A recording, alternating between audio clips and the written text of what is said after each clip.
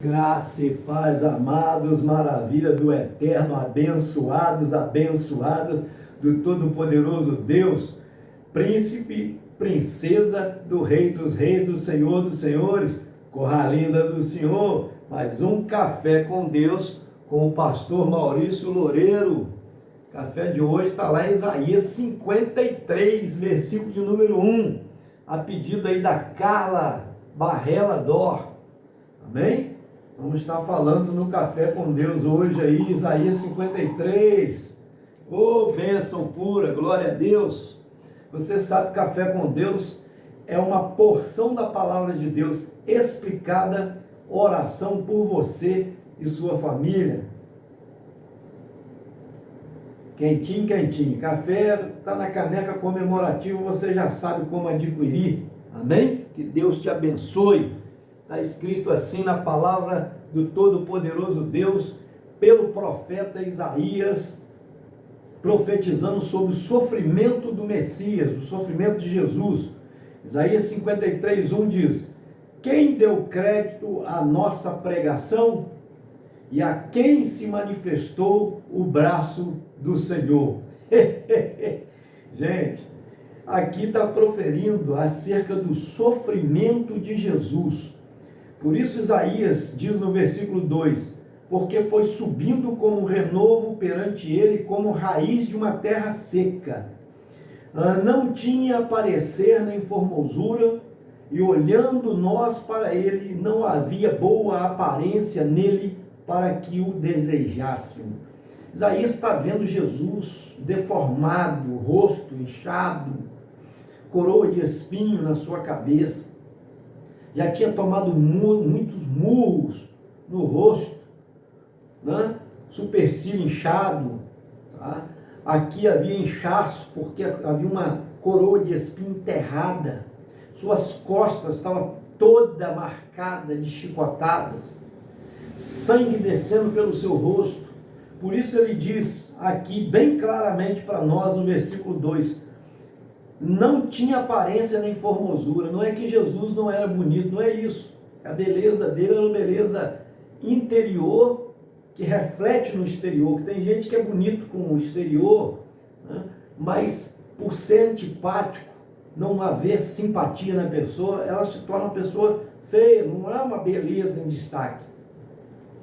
E há pessoas que às vezes a beleza exterior não é tão bonita, mas a sua simpatia, o seu sorriso, o jeito de chegar e agradar traz um brilho, né? Então, Jesus era uma pessoa com aparência, um semblante normal, né? De serenidade, de afetividade, exalava amor, o seu olhar era um olhar tenro, de misericórdia, né? E quando o profeta está falando que ele não tinha formosura, não está falando que Jesus era feio, não é isso não. Ele está falando que a deformação, as pancadas que ele levou ao olhar para ele, não havia beleza para o desejar. É isso que ele está dizendo aqui no versículo 2. Não havia boa aparência nele para que o desejássemos. Quer dizer, aí ele continua dizendo, versículo 3, era desprezado e o mais indigno entre os homens, homem de dores, e experimentado no trabalho, como um de quem os homens escondiam o rosto, era desprezado e não fizemos dele caso algum. Porque os homens rejeitaram, os judeus rejeitaram. Há quem diga, quem crucificou Jesus? Foi os romanos ou foi os judeus? Um levou a crucificação, mas o outro é que pediu. Mas não é só os judeus, o povo em geral, né? Foi induzido, foi levado a pedido do sumo sacerdote Anás e o ex-sumo sacerdote Caifás, que pediram, né, o sogro e o genro, pedindo que o povo clamasse pela crucificação de Jesus. Pilatos disse, não há transgressão nesse homem para que leve à crucificação. A crucificação era uma vingança da sociedade. Os romanos faziam isso com os malfeitores, mas era para malfeitor, bandido. Jesus não merecia aquilo. mas a pressão popular, há quem diga ainda que a voz do povo é a voz de Deus. Gente, pelo amor de Deus, né? Eu tenho até meu pé atrás um pouco com democracia, até a palavra já começa meio esquisita, democracia. Tem coisas assim que o povo deve escolher, mas tem coisas que é Deus que tem que escolher por nós. Tem decisões que a gente não toma, os outros tomaram por nós. Seu nome, por exemplo, você escolheu o seu nome?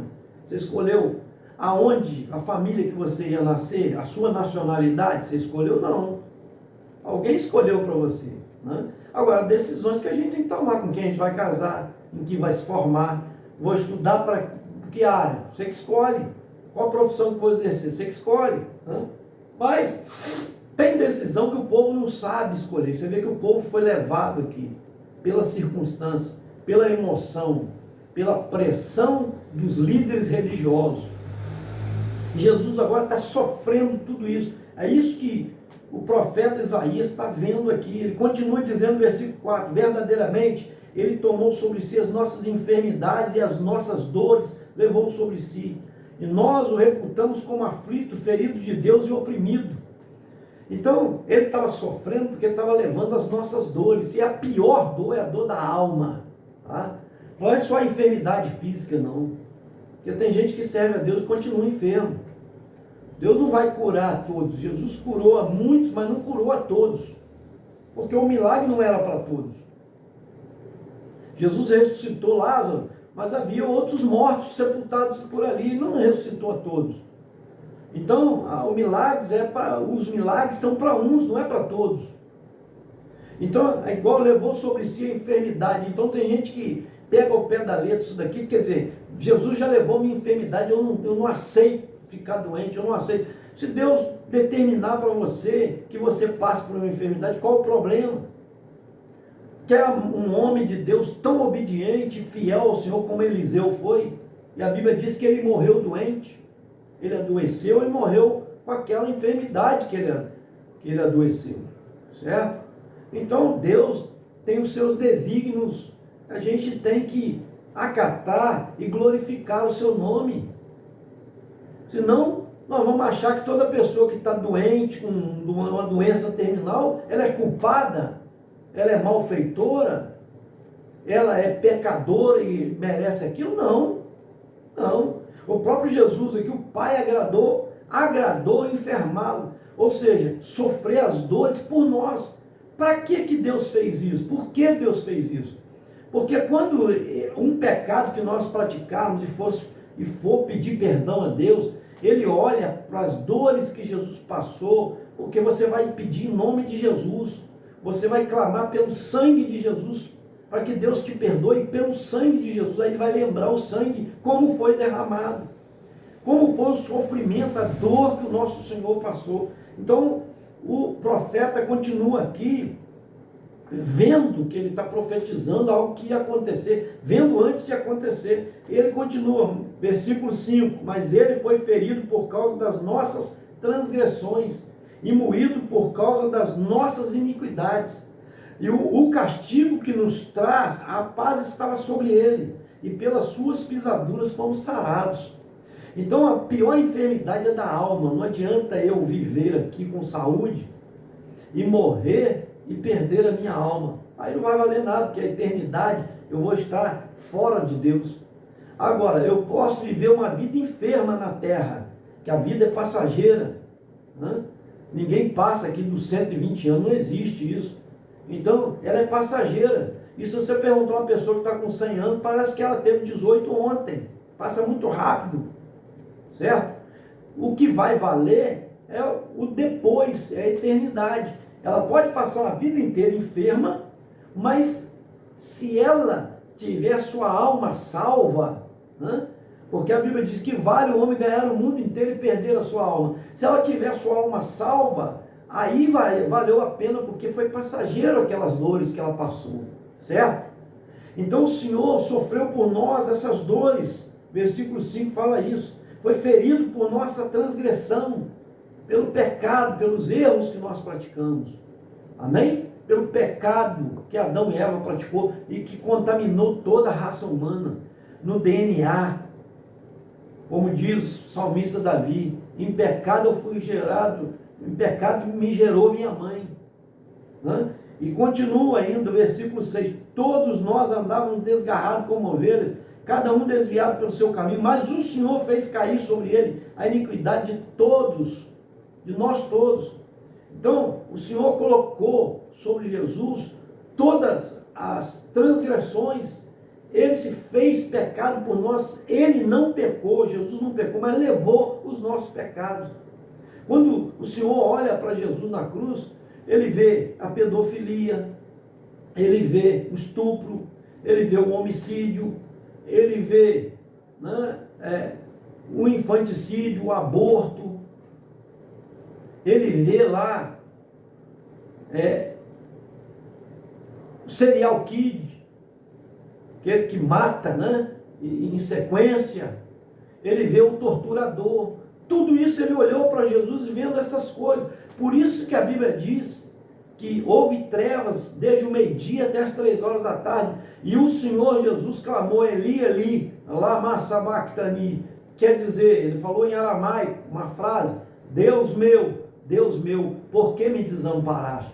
É porque Deus, o Pai, olhou para Jesus e viu todos os pecados do ser humano, levando sobre si, do roubo, do sequestro, né, do assassinato, e assim vai. Ele viu tudo isso.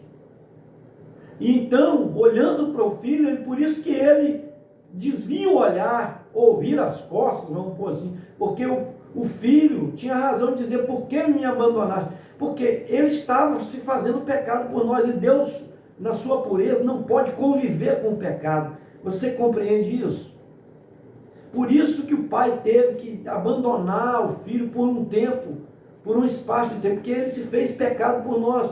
Mas até chegar às 3 horas da tarde, que de meio-dia às 3 da tarde, houve trevas.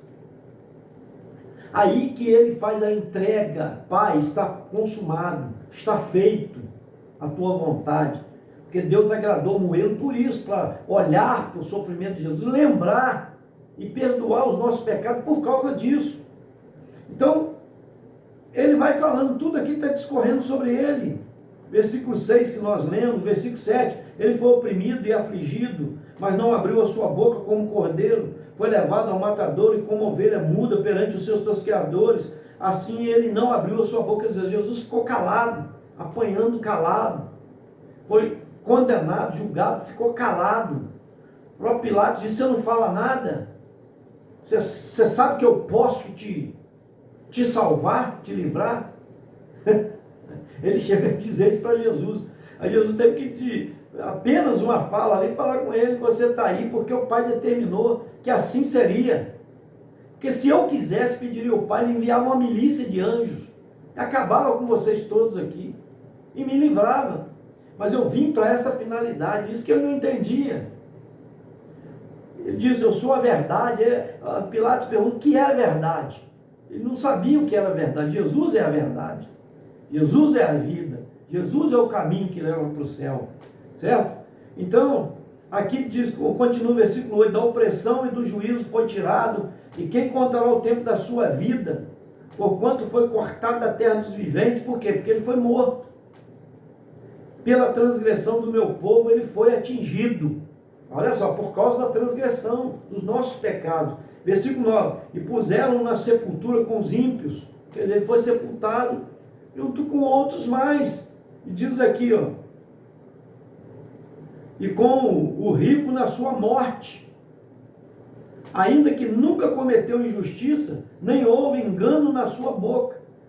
Que o rico na sua morte, porque José de Arimateia pediu o corpo a Jesus, né? E foi dada uma sepultura a ele, nova, que ninguém tinha sido sepultado nela, né? Sepultura de rico, que rodava pedra e colocava a pessoa dentro de uma escavação de pedra, lá dentro, para depois rodar a pedra e fechar. Outros que eram pobres, eram sepultados no chão e botavam a pedra por cima. Então ele foi entre os ricos, por isso que diz assim. E continua mais, olha só, Versículo 10. Porém, ao Senhor agradou moê-lo, fazendo enfermar. Quer dizer, enfermar é as chagas, os sofrimentos que ele sofreu, né? Quando a sua alma se puser por expiação do pecado, tá vendo? Para pagar o pecado. Expiar é pagar o pecado. Verá a sua descendência, prolongará os seus dias, e a boa vontade do Senhor prosperará na sua mão. Por quê? Pela morte de Jesus, que é o Filho único de Deus. Jesus é o único filho legítimo. A Bíblia chama ele de unigênito do Pai. Ele formou milhares e milhões de filhos por causa da sua morte, sendo o primogênito do Pai. Tá? Então ele morreu para dar vida a milhares e milhões de pessoas. Louvado seja o nome do Senhor. E assim vai. Ele verá o fruto do seu trabalho, versículo 11. Né? O trabalho da sua alma ficará satisfeito com o seu conhecimento do seu servo justo.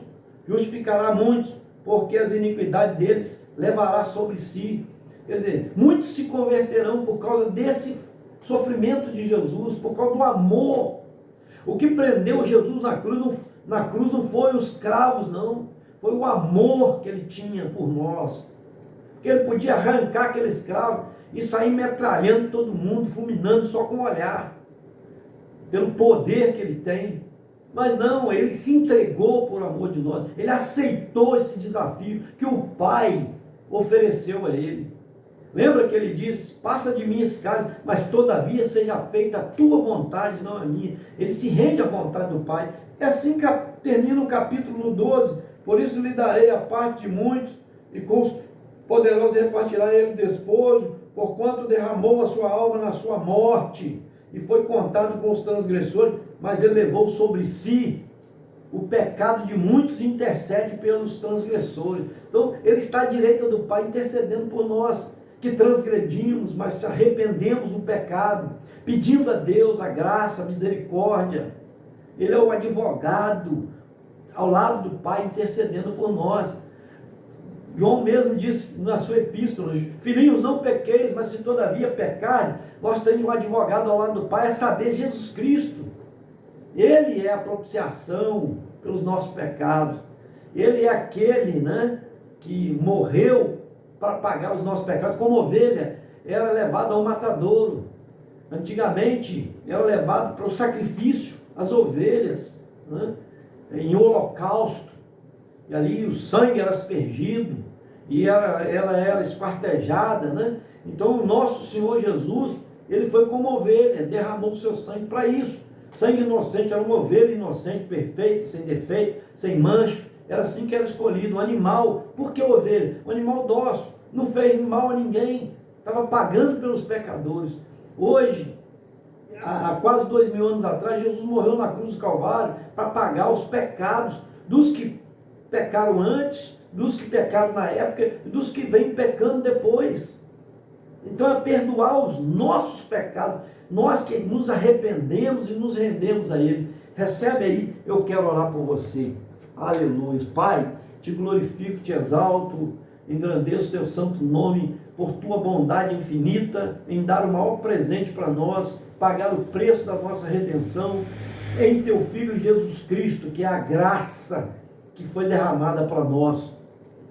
Ó Deus amado, assim como Benedito Bragante pergunta sobre a graça é o teu favor que nós não merecemos. É muito mais do que um dom, ó Deus amado. É um dom, porque é um presente que o Senhor nos deu, o teu Filho Jesus. Mas a graça é o favor que o Senhor nos deu, que é o teu Filho Jesus.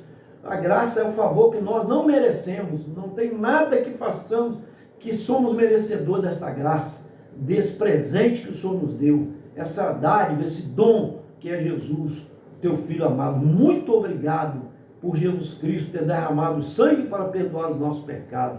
Eu coloco nas tuas mãos, meu Pai, os pedidos de oração, todos os caminhoneiros, todos, ó Deus amado, as damas do asfalto. Ó Deus, coloco também Yolanda, ó Deus, o seu pedido, ó Deus, a sua causa, Yolanda Pinho, abençoa a tua filha, dá graça a ela. Deus também salvando a sua família, libertando. Alcina Lúcia também, que pede forças, renovo. Deus abençoa o seu marido Laed. Deus também, eu coloco nas tuas mãos a Rose Rodrigues. Deus, que pede pela sua família e também pelo Luciano José Maria, em nome de Jesus. A Nelma Kumaru também, a sua família, seus filhos e netos, ela é lá de Pernambuco, abençoa tua filha. Jubran, meu Pai amado, sua esposa Alessandra, sua filha que batizou no domingo agora passado, muito obrigado. Continua abençoando, meu Pai, esta família.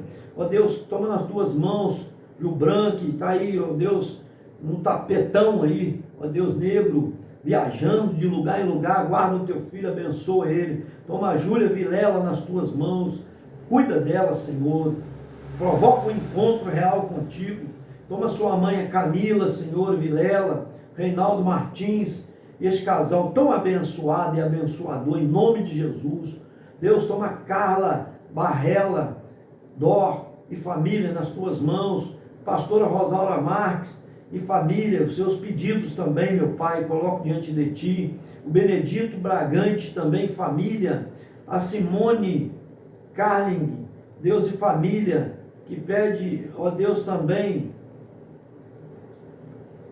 que é também, meu Pai amado, dama do asfalto, abençoa tua filha em nome de Jesus. Esse foi mais um Café com Deus. Te aguarda até o próximo, gente. Senta o dedo aí, me ajuda aí, hein, gente.